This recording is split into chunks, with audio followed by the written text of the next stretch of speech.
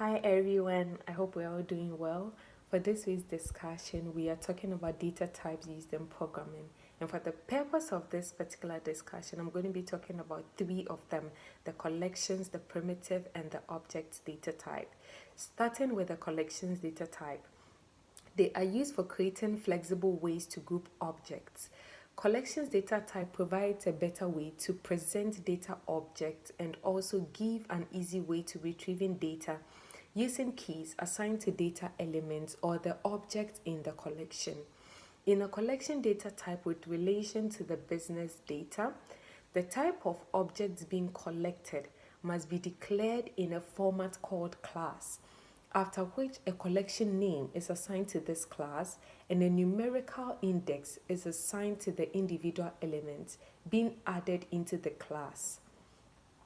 The collections data type can be classified into the generic form if the data elements are all the same.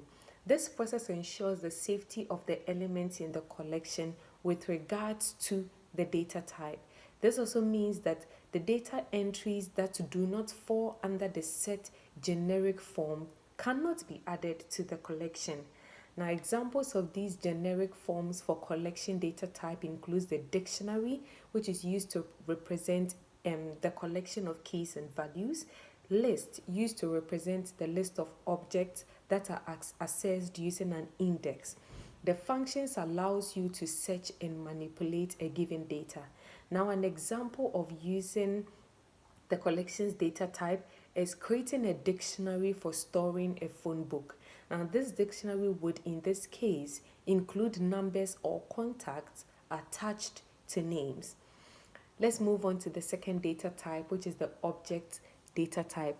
Fun fact about the object data type is it comes in various types, including the date, Boolean, numeric value, structure, and char. During programming, different types of references like interfaces, strings, arrays, and classes can be attached to the variable object. Another fact about the object data type is that it can be assigned to any data type if the programming language recognizes the object being entered, even when the programmer himself does not know what specific type of variable they are using. The object data type, according to Microsoft 2020, can also be referred to as a null reference. Furthermore, the object data type serves as a directive or pointer to the data value itself, which means the object data type itself is not the data value. Even though object data type is open to various uses and variables, it is advisable to use specific class types like text box instead of control. Now, this is because it helps in identifying the object properties adequately and efficiently. An example of using the object data type would be creating a class for storing laptops, probably by the manufacturer, the model, and the year. An example would be Dell being the manufacturer, the model being Inspiron 15.6, and the year being 2018.